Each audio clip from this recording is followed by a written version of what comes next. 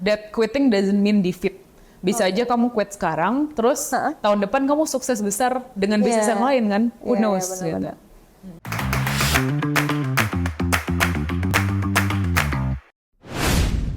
Halo semuanya, Sobat Ketitik. Ketemu lagi bersama saya Rara Mispawanti. Kali ini di Dialog Bicara Tentang saya sudah kedatangan narasumber yang lagi-lagi keren banget. Gak kalah keren dari yang sebelumnya, langsung aja kita sambut Jessica Casey. Yeay, halo Sobat Ketitik. Boleh dong Casey nyapa Sobat Ketitik? Halo semuanya. Perkenalan diri mungkin? Ya. Oh iya, aku Casey atau Jessica, seringnya dipanggil Jessica. Dan aku co-founder dan CEO dari Apiari. Oke, untuk teman-teman, apalagi yang terjun di bidang product management, pasti udah familiar dong sama Apiari Academy. Cuma di sini saya pengen ngobrol sama Jess seputar gak cuma Apiari nih, tapi juga tentang kehidupan di balik layar Jess sebagai CEO gitu ya. Nah, saya mau nanya dulu sebelum jadi CEO, sebenarnya Jess ini pernah nggak sih berkarir gitu di mungkin korporasi atau apapun itu lah? Iya, jadi sebelum jadi founding Apiari ini, aku sempat berkarir di e-commerce. Oh, oke. Itu mungkin sekitar less than 1 year. Oke. Terus sebelumnya di Big Four accounting firm, itu handling tax. Dan sebelum itu aku juga sempat membantu keluarga aku di berbagai bidang, termasuk energi. Oh, oke. Berarti emang nggak yang langsung ujuk-ujuk gitu, oh aku mau jadi CEO, enggak ya? Iya, Sempat enggak kerja sih. ikut orang Iya. dulu lah ya. Boleh cerita nggak sih sebelum kamu mutusin, oke aku mau punya bisnis sendiri gitu. Ada nggak sih titik tertentu gitu sebenarnya? Atau emang tiba-tiba, duh kayaknya ini disuruh orang tua gitu, mending usaha sendiri gitu. Sebenarnya ini setengah kecemplung karena mulai berkarir sebagai leader itu saat pandemi. Nah, Apiari sendiri tuh bermulai sebagai coworking space. Dan coworking space itu family business aku. Oke. Jadi sebenarnya aku founder banget, tapi aku melanjutkan dan aku take over dari kakakku. Lalu dari situ aku membangun bisnis-bisnis baru yang berbeda gitulah. Gitu sih. Jadi kalau bertanya apakah kamu udah tahu dari dulu mau jadi CEO atau founder? Yes, karena semua keluarga aku tuh kebanyakan emang entrepreneur. Jadi emang dari dulu aku nggak kepikiran pengen stay di satu karir atau di sebagai profesional. Aku pun udah mencoba dan kayaknya aku kurang cocok jadi profesional. Berarti setelah mencoba, terus walaupun dari awal ibaratnya kayak kasarnya kamu udah ditentuin, oh kamu tuh nanti entrepreneur, tapi kamu sempat give a try coba, Iya. dan realizing emang kayaknya lebih cocok entrepreneur gitu ya. Atau mungkin aku belum nemu tempat yang pas juga ya. Karena sekarang aku lihat kayak di Singapura dan di tempat lain tuh, kayak misalnya di Google ya, kayak enak banget kan, workplace, benefit dan lain-lain. Kadang-kadang aku tergoda sih kayak, Pengen coba apply lagi gitu. Iya. Oh, oke. Berarti kalau yang sekarang nih sebagai seorang entrepreneur bisa dibilang kan tadi kamu ngelanjutin bisnis keluarga gitu, tapi kamu bangun bisnis yang baru. Boleh diceritain nggak sih apa yang membuat kamu tuh nggak cuma nerima jadi? Kan ada ya beberapa orang tuh dia terima legacy, terus habis itu ya udah gitu kan jalanin aja, orang hidupnya udah baik-baik aja. Tapi kamu kan membuat tantangan baru ya dengan bisnis baru, itu artinya kamu ya buka lapangan pekerjaan baru, terus kamu nyoba hal yang saudara-saudara kamu belum pernah lakuin gitu. Nah itu alasannya kenapa? Karena aku nggak mau Apiari itu mati saat itu. Kayak coworking space saat pandemi kan memang harus ditutup ya. Tapi kita masih ada staff waktu itu. Terus tempatnya pun, kliennya tuh pun masih ada. Jadi aku nggak mau kayak let go dulu, sayang banget kan kita udah bangun itu sekitar 3 tahunan. Tuh, jadi dari situ aku mencoba lah, try my best buat berinovasi hal-hal baru. Kita coba ABCD tuh waktu itu banyak banget service. Misalnya aku belajar dari Singapura ada yang namanya corporate secretary. Terus aku kita coba bikin deh kayak gitu. Terus waktu itu kita dibantu banyak sama intern sih, karena kan waktu itu pendapatannya masih minim banget ya. Dan di saat kita justru banyak intern itu, disitulah kita dan aku sendiri belajar leadership. Jadi itu tuh first leadership journey aku dan juga mungkin general manager aku, teman-teman yang di Apiari, kita tuh belajar gimana cara leading orang. Terus yang membuat kamu mutusin bikinnya itu academy gitu? Kan awal-awal academy untuk lebih ke PM ya, product manager kan, itu kenapa? Kalau academy itu a natural transition karena sebelumnya selama satu tahun hampir 2 tahun itu kita membuat online events. Jadi kita membuat karena coworking space itu banyak entrepreneur-nya juga, young business owners. Kita mencoba membuat kelas-kelas online untuk tax, marketing, terus sales. Terus suatu hari kita ketemulah yang namanya misalnya product management. Kita coba juga bikin kelasnya gitu. Jadi sebenarnya transisinya tuh sangat natural dari online event tuh kan agak mirip ya sama akademi. Basically connecting antara expert dengan orang-orang yang mau belajar gitu. Oh, terus akhirnya emang yang lebih jalan itu dari semua bidang yang dicoba adalah product management. Iya betul. Nah antusiasmenya tuh beda gitu saat kita coba. Oh, gitu sekarang gimana tuh antusiasmenya? Masih. Soalnya emang ini aku juga jujur ya sharing gitu. Dulu di awal-awal aku mulai nyemplung ke industri tech gitu kan. Itu juga sekitaran sebelum pandemi lah 2019. Product manager tuh atau product management industry lah ya. Itu kayaknya lagi growing banget. Tapi aku juga realizing recently kayaknya udah nggak segitunya, cuman aku pengen tahu sih emang beneran ada penurunan atau gimana ya? Kalau antusiasmenya I do feel kayak berkurang dari dulu. Cuma menurut aku banyak banget masih gap ya. Kayak product management world di Indonesia tuh masih belum mature, nggak kayak di US sana yang semuanya tuh udah very strong gitu loh culture-nya. Di Indonesia kita masih meraba-raba, setiap company beda-beda untuk job description product management. Terus kebanyakan juga aku dengar dari teman-teman aku yang kayak founder-founder, anak-anak product manager ini lebih banyak bersikap sebagai project manager, either dari emang company culture-nya atau apalah gitu ya. Jadi I think emang masih banyak room to grow, room for improvement. Dan ya kita masih coba trying to make events, kita mencoba membawa expert dari luar negeri untuk sambil knowledge transfer nih kira-kira product management di luar sana tuh seperti apa sih yang bisa kita terapkan dan implementasikan di Indonesia. Oke, tapi selain Apiari Academy ada nggak sih sebenarnya kan tadi kamu bilang beberapa bisnis-bisnis baru gitu. Ada yang lain nggak sih yang lagi dikerjain sekarang gitu? Ya, nah kita juga selama journey ini mencoba akademi, kita juga masih sambil eksperimen-eksperimen nih. Misalnya saat kita membuat akademi, kita membuat konten. Kayak tadinya kan aku dreaming pengen bikin media company. Oh iya. It's hard ya. Terus really hard ya. Kayak ketawa tuh. Nah, terus selain media, terus kayak kita juga sering bikin events kayak kita membawa sponsor dari luar negeri yang mau enter Indonesia, kita kenalin mereka ke product manager di Indonesia. Terus kita juga selain itu bikin conference yang gede-gede gitu. Nah tahun ini kita juga sangat fokus ke events yang besar-besar kayak conference.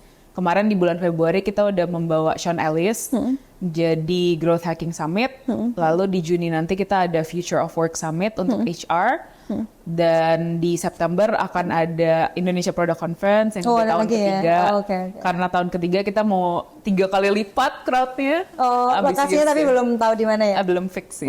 Ya. Nah itu sih sekarang kita fokusin ke events. Oh, berarti bikin events gede gitu ya, yang skalanya tuh international ya bisa dibilang kan sebenarnya. Iya, orang-orangnya juga dari luar. Iya kan, hopefully kan maksudnya yang attendinya pun nggak cuma dari Indonesia kan sebenarnya, karena mostly conducted in English kan. Setengah-setengah sih. Oh, setengah-setengah ya? Actually, sebenarnya target kita tuh orang Indo. Tapi setiap event tuh ada aja kayak dari Singapura, dari Amerika. Mungkin mereka lagi visit di sini. Oh, aku kirain tuh sebenarnya emang pengennya nge-guide juga attendees dari luar, enggak ya? Pengen fokusnya market Indonesia ya sebenarnya. Iya, sebenarnya visi kita itu kan Smarter Indonesia. Kita mau mencerdaskan bangsa. Mencerdaskan bangsa.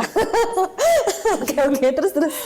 Iya, itu. Sama satu lagi untuk akademinya kita juga masih menjalankan corporate training. Tapi lebih ke B2B ya. Kalau yang kelas B2C-nya udah nggak ada atau udah minim lah. Kalau buat B2C kita lebih banyak kayak events, community gathering.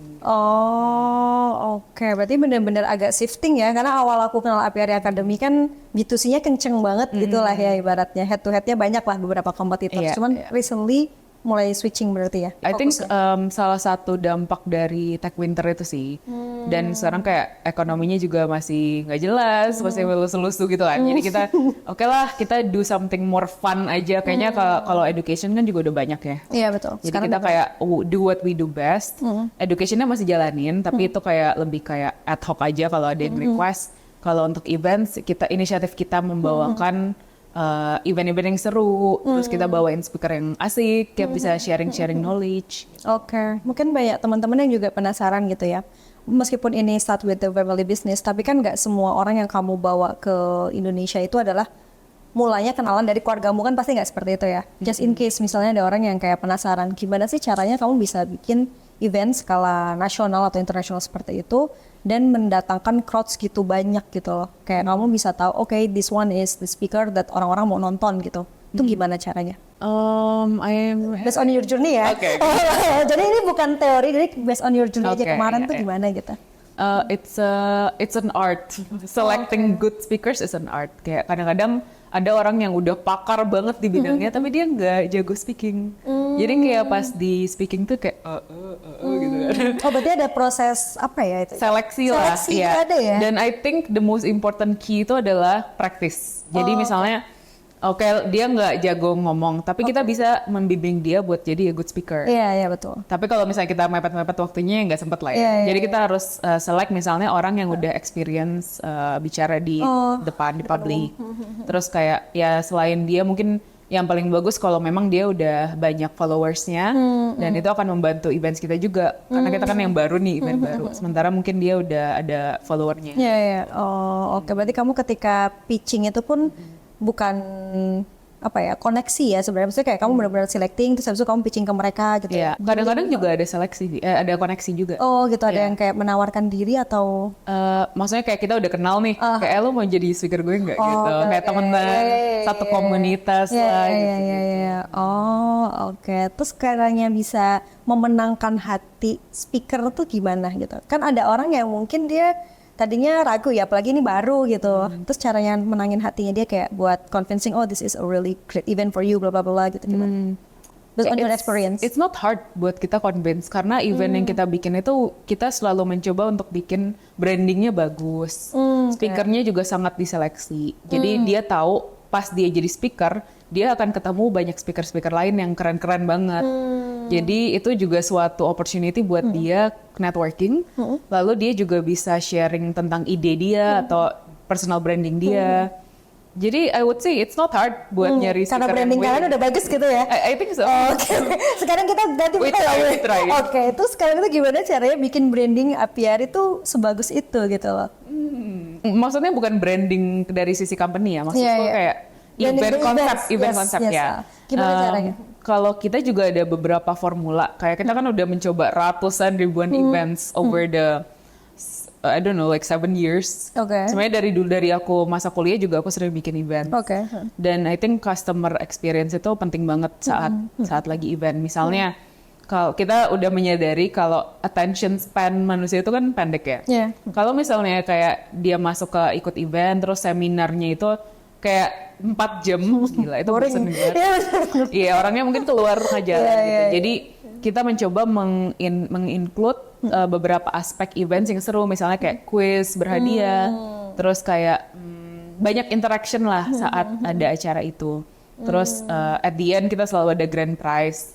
Ya, I think I don't know, people love prizes. Iya. Ya, Jadi mereka pada nungguin sampai akhir gitu lah ya. ya. Terus ya tadi sih kayak I think speakers most important. Harus yang bagus-bagus, harus yang beneran expert di bidangnya. Oke. Sekarang kita ngomongin yang agak nggak serius sedikit gitu ya. Tadi udah ngomongin agak serius gitu ya, karir dan segala macam. Sekarang kita ngomongin tentang masa-masa kuliah kali ya. Kan tadi kamu mention pas kuliah kamu juga bikin event segala macam. Boleh tahu nggak sebenarnya background pendidikan kamu tuh seperti apa gitu? Aku dulu di Boston sekolahnya, dan aku belajar Dari SMA? dari SMP SMA tuh di Singapura, Oke. terus di kayak public school, sekolah negerinya Oke, Singapura gitu. Lalu di Boston sekolah di Brandeis namanya, dan itu aku belajar business administration.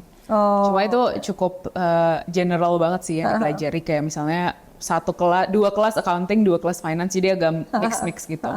Terus dulu aku juga I wasn't really a good student, kayak nggak suka belajar dulu. Aku paling nggak suka tes. Tapi Merantau sendirian itu di Amerika? sama kakakku juga. di Oh, situ, oke, ya. oke. Nah tapi malah lucu ya, kayak sekarang aku bikin akademi gitu. Iya. Jadi aku belajar kalau actually I like learning, cuma aku nggak suka kayak studying for a test. Gitu. Jadi style learningnya aja sih yang beda.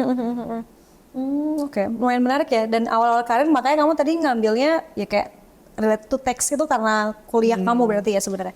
Enggak sih, kalau dulu itu karena aku di transfer pricing, itu international tax. Okay. Waktu itu konsepnya sama kayak product management di 2015, kayak baru-baru. Jadi mereka ngerekrut orangnya juga nggak spesifik tax, yang penting kayak pinter bahasa Inggris, terus bisa Nanti di nulis. training nih segala Iya, macam di gitu lah ya. Berarti di nurture-nya tuh di company tersebut. Iya, betul. Terus yang bikin kamu pindah ke e-commerce? Karena aku realize aku nggak suka juga jadi Banyak nggak suka kayak ya? report gitu. Oke, Ini oke. life is like a selection of what you like and you don't like. Iya. Aku waktu di e-commerce itu aku suka banget sih, kayak cepet banget geraknya, terus kayak teman-temannya tuh pinter-pinter, jadi aku belajar banyak dari mereka. Terus yang membuat kamu memutuskan nggak lanjut e-commerce itu dan malah balik ke family business, kenapa? Disuruh orang tua. Gak ada opsi ya teman nih. Kamu kayak nonton di sini. Ya nggak ada opsi ya. Berarti orang Iya, tua ya. bener. Tapi aku juga merasa kayak orang tua kan udah makin tua. Terus kayak ya kapan lagi sih belajar dari ini. Kayak aku bisa ke company anytime kan. Kalau aku mau balik ke corporate job. Tapi kalau sama orang tua minimum banget sih waktunya minimal. Gitu. Oke, berarti ini agak berbeda ya. Kalau yang sebelumnya tuh kita ada kayak narasumber gitu, dia harus convincing orang tua. Kalau kamu dari awal nurut aja gitu ya. Iya, nurut aja. Jadi nggak harus convincing ya atas pilihan Nggak. karir kamu. Oke, dan kamu sekarang happy nggak? Maksudku, tadi ketika kerja corporate ada momen kamu tuh nggak suka gitu kan sama bidangnya. Kalau yang ini gimana? Oh, susah juga ya ternyata. Susah juga. Apa tuh? Semua founder kayak bilang gitu nggak sih di podcast ini?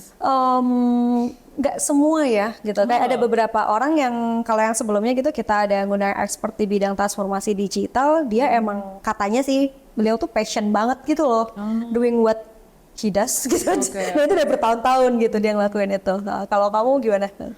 Aku baru sadar kalau susah banget gitu jadi founder, terutama dalam sisi people management ya. Oke. Karena ini aku juga ngobrol sama sesama founders kayak kita tuh expecting a certain thing dari employees, tapi kita harus make them happy juga. Apalagi aku kayak people pleaser kan, sebenarnya tipenya. Ya aku kayak selalu ngerasa, pengen ngegas, cuma kayak pengen nyenengin dia juga.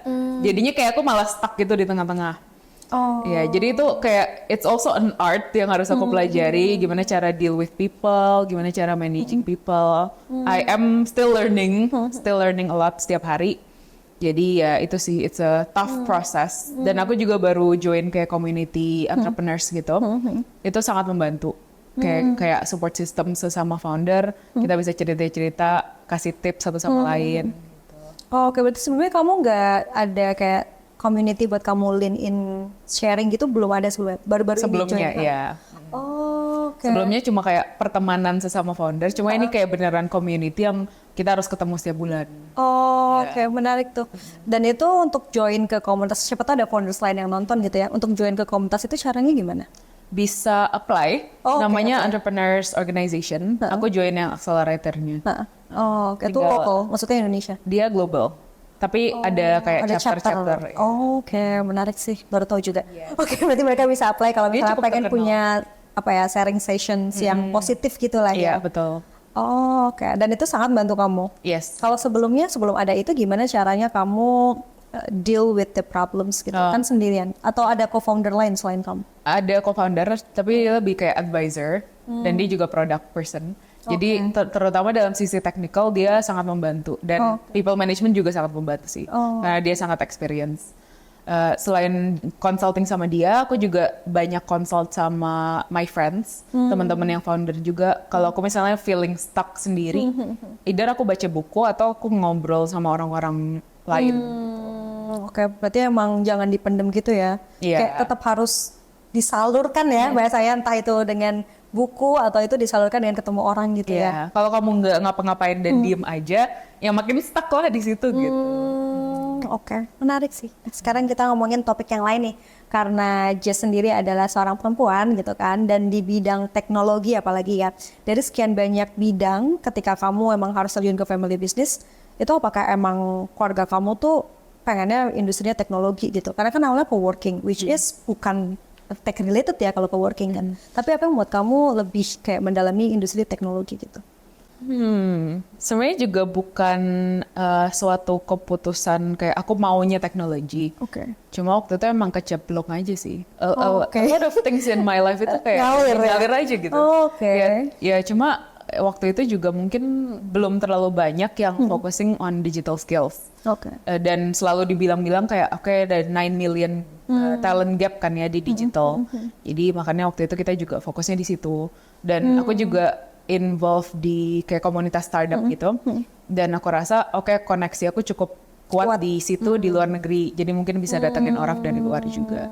Oke, berarti lebih ke kayak seolah-olah tuh semesta ngasih kamu jalan, this is the industry that you should. Iya, mungkin ya. Oke, menarik ya bisa kayak gitu ya. Iya. Dan kebetulan kamu peka ya, maksudnya ada orang yang mungkin dia juga nggak peka kan, kayak dia dikasih banyak clue segala macam, Iya. dia punya banyak skill set gitu, tapi dia nggak tahu dia harus ngapain. Yes. Nah, caranya kamu bisa kayak tahu gitu ya, baca situasi, oh this is adalah karir yang sangat bagus buat aku gitu misalnya, atau ini emang jalannya aku tuh gimana? Caranya kamu sebagai self development journey lah gitu. Kalau kita kan lebih banyak eksperimen ya. Kalau kita nggak coba, kadang-kadang kita nggak tahu itu jalan yang tepat atau tidak. Kalau kita coba waktu itu, setelah kita coba banyak fields atau apa nih niche kita. Kalau coba marketing, kayak lebih banyak yang lain lebih jago-jago dari kita. Kita coba teks, masih banyak yang kalau di community kita sendiri nggak banyak yang suka gitu. Nah terus kita coba product management ini, ternyata banyak yang suka, dan product design, terus kayak anything related to product, dan interest orang-orang juga masih banyak gitu. Jadi ya udah kita fokusin di situ akhirnya. Memutuskan untuk kayak stop ini tuh orang nggak pada tertarik itu berapa lama ya time span-nya gitu? Tergantung resource sih. Jadi misalnya kalau kita udah kepepet banget, 1 bulan kita bikin 4 eksperimen misalnya gitu. Cuma kalau kita memang ada waktu, ya kita coba mungkin 1 eksperimen tuh 1-3 bulan. Paling sering? Sekarang kita udah nggak terlalu banyak karena kita udah decide niche, kita kan product management. Jadi yang kita coba eksperimen tuh mungkin lebih kayak formatnya kali ya. Kayak orang tuh lebih suka workshop kecil-kecilan atau bootcamp yang panjang gitu. Itu berapa lama? Untuk bootcamp ya. Bukan untuk bisa menentukan oke aku mau bikin yang kecil-kecil. Setelah kita tes terus kita lihat hasilnya bagus, kita ada kayak matrix gitu sih. Kayak misalnya kalau di atas segini orang yang ikut itu dianggap oke based on our history. Gitu. Kalau misalnya benchmarkingnya history. Iya, historical data. Atau kayak misalnya satu industri kira-kira orang yang ikut event ini misalnya biasanya 100. Yang ikut event kita 10. Oke. Ya udah itu scrap the project gitu. Gak usah kamu nyoba eksperimen lagi langsung udah gitu ya. Iya. Kadang-kadang kalau kita kayak believe strongly, kita confident, kita coba lagi tapi kita ubah sedikit. Misalnya speakernya beda. Oke. Soalnya kadang kalau aku dengar-dengar gitu ya, ada orang tuh yang dia punya egonya sendiri-sendiri gitu, dalam artian idealis ya kita bilangnya. Mungkin mereka pengen bikin company itu yang niche-nya harus gini, ini kan ada ya yang tipikalnya seperti itu. Tapi turns out ternyata nggak product market fit gitu loh. Makanya aku pengen tahu caranya kamu bisa kayak mengalir ini tuh berapa lama gitu waktunya. I think the process of finding kayak ini intinya product market fit. Kan? Finding product market fit. Aku juga baru belajar ini sih recently. Itu tuh continuous. Gak mungkin kamu tuh tiba-tiba kayak gue udah ketemu nih terus selamanya kamu kayak ya udah gitu-gitu aja. Kayak it's continuous. Kadang-kadang market change kita juga nggak akan tahu. Jadi kita harus terus-terusan adaptasi. Sama kayak Apiari, kenapa kita decide untuk bikin event-event baru di luar dari product management, ya kita juga adapt to the market. Dan kita kadang-kadang kedatangan opportunity bagus banget, kayak gila Sean Ellis sudah mau datang ke Indonesia, let's go gitu, kita coba aja. Dan kita tetap harus ngelihat sih, kayak dari sisi branding kita tuh masih masuk atau enggak sih. Oh, branding seperti apa sih yang diharapkan gitu sebenarnya? Dari yang kemarin itu. Contohnya yang Sean Ellis itu kan lebih kayak growth hacking, marketing gitu kan, sama founders. Nah kebetulan kita lihat di demographic community kita, oh banyak founders, banyak produk dan banyak marketing and growth. Jadi really perfect fit lah gitu. Kalau misalnya Sean Ellis ngomongin soal misalnya balik lagi kayak tax atau accounting, itu mungkin kagak masuk ya. Malah mungkin brand kita kok Apiari jadinya tiba-tiba kayak gini sih gitu. Oke, berarti kalian itu bikin sub-brand per event ya, maksudnya nggak kayak harus semuanya tuh ngikut brand utamanya gitu, tapi ada sub-brandnya sendiri gitu ya. Iya, kita brand nama conference-nya sih. Tapi kita juga saat ini karena kita lagi pengen bikin conference HR, sebenarnya itu masih masuk sih, karena kan akademi ya. Ya, jadi sekarang kita masih in the process of rebranding atau making a baby brand. Baby brand. Belum di-launch resmi Belum gitu ya di-launch, berarti belum ya? di-launch, iya. Cuman kalian udah eksperimen sebelum itu di-launch gitu ya? Iya. Dengan bikin-bikin ini ya? Betul. Oh, oke deh kalau gitu. Nah sekarang kita kembali yang tadi tuh topik tentang kamu sebagai seorang perempuan menekuni bidang IT gitu. Kalau dari berita-berita yang aku baca, walaupun nggak banyak ya, tapi aku kayak pernah datang ke beberapa events di mana para wanita yang terjun ke bidang teknologi itu sharing sessions bahwa mereka mengalami diskriminasi gitu ya. I'm just wondering gitu, kalau kamu sendiri dari pengalaman kamu pernah nggak sih mengalami hal-hal seperti itu? Aku rasa aku salah satu yang privileged enough to not face that situation karena aku dikelilingi oleh perempuan-perempuan yang sangat hebat, sangat empowering dan juga laki-laki yang empowering women. Dimanapun aku pergi, kayak misalnya karir aku pas corporation dulu, kayak senior aku, director aku tuh juga banyak yang wanita gitu. Justru karena mereka I know that women are men itu beda ya. Kayak misalnya wanita tuh cenderung lebih pintar berkomunikasi misalnya ya. Jadi banyak juga mereka yang dipromot sampai director level karena mereka jago ngomong gitu. Jadi ya kalau aku pribadi aku belum pernah. Cuma aku memang aware kalau banyak di luar sana yang merasakan hal itu. Oke, jadi kalau menurut kamu sebenarnya apa ya? Gak semua stigma-stigma kayak gitu tuh bakalan dihadapin ya. Kan ada orang yang jadinya siapa tahu dia insecure atau bahkan dia narik diri gitu, kayak ngerasa aduh aku nggak mau terjun ke bidang ini karena dominannya tuh cowok gitu, dominannya tuh pria gitu. Dari kamu berarti encouragingnya nggak usah hal seperti itu apa gimana?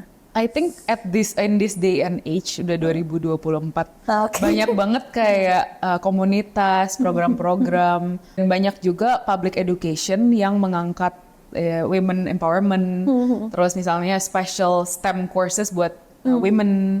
Jadi aku rasa banyak dari kita juga bisa Google ya kayak misalnya jangan sampai kita merasa minder atau takut karena banyak support di luar sana yang bisa membantu kita. Oke, misalnya ya, misalnya ada teman kamu datang gitu kan, karena dia ngerasa kayak kamu tuh udah inspiring enough gitulah sebagai seorang CEO perempuan gitu kan di bidang teknologi. Terus dia pengen juga sebenarnya mungkin dia punya ide apa segala macam, tapi dia minder dan insecure curhat sama kamu gitu.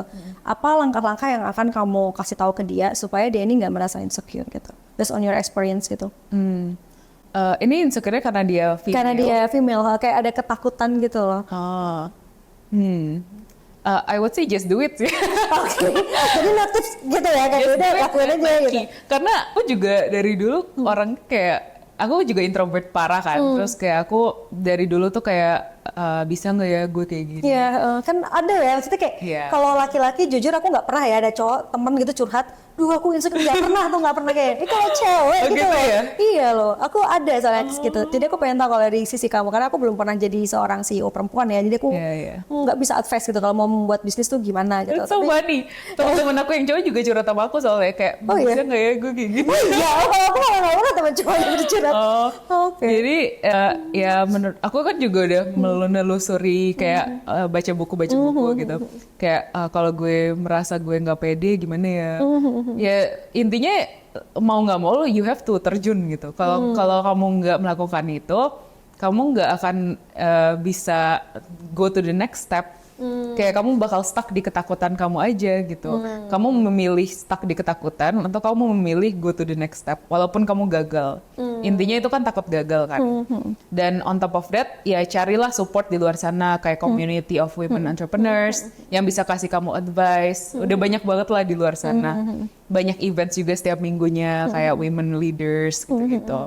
Talk to me, I can give maybe some sharing gitu. Itu sih.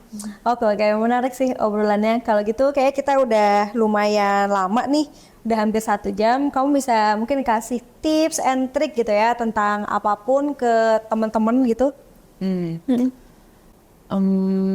Apa ya tipsnya? Iya, apa aja kayak quotes atau apa gitu? Mungkin balik lagi kayak yang aku bilang tadi kayak there's nothing better we can do than doing the thing that we have to do. Kadang-kadang kita suka kayak procrastinate dan kita kayak takut banget nih menghadapi suatu hal.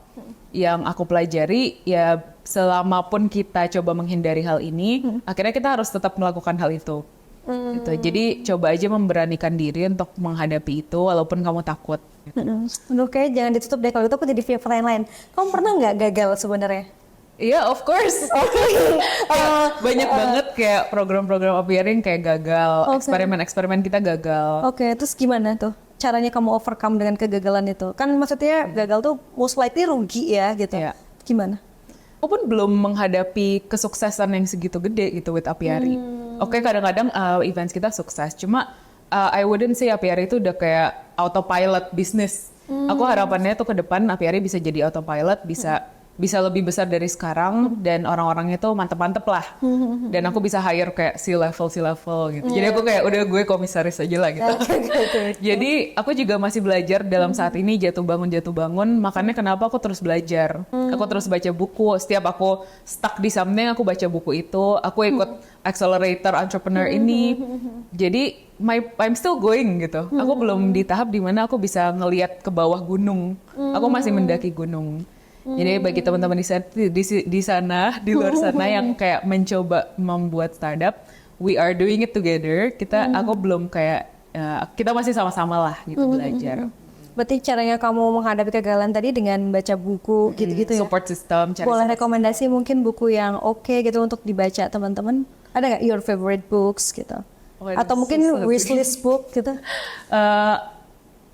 Apa ya? Atau mungkin topiknya aja deh kalau kamu lupa judulnya topik apa gitu. The Obstacle is the Way. Itu by Ryan Holiday. Oke. Itu di tahap aku tuh bener-bener discourage banget. Kayak aku kayak udahlah aku mau keluar aja gitu dari bisnis ini. Sempat kamu kepikiran? Beberapa kali. Walaupun itu Along the family way. bisnis dan udah dapet support dari keluarga. Oh iya. Tapi ada satu buku lagi yang aku baru-baru ini baca. Terus aku juga merasa kadang-kadang kita going ahead. Sebenarnya quitting itu is not a bad thing. Oke. Kadang-kadang kita tuh kayak memaksakan diri untuk melakukan hal yang seharusnya lu udah quit beberapa tahun yang lalu gitu. Itu quit by Annie Duke. Itu bagus banget bukunya juga. Itu sangat eye opening lah buat aku. Quit by Annie Duke. Dia professional casino player. Ya, tapi bukunya inspiring lah ya. Yes, very inspiring. Yeah. That quitting doesn't mean defeat. Bisa aja kamu quit sekarang, terus tahun depan kamu sukses besar dengan bisnis yang lain kan? Who knows? Gitu. Tapi cari tahu time to quit, nah itu susah banget sih. Iya. Ya kan, bener. Banyak banget bias di kepala kita ya. Kayak, gila gue udah spending segini banyak, akhirnya kita susah let go gitu. Kita harus banyak ngobrol-ngobrol sama orang. Oke deh, menarik banget diskusinya hari ini teman-teman. Kalau gitu, thank you Sobat Ketetik udah nonton sampai selesai. Kita akan hadirkan lagi bidang tamu yang keren-keren lainnya. Thank you Jess atas waktunya. Bye-bye.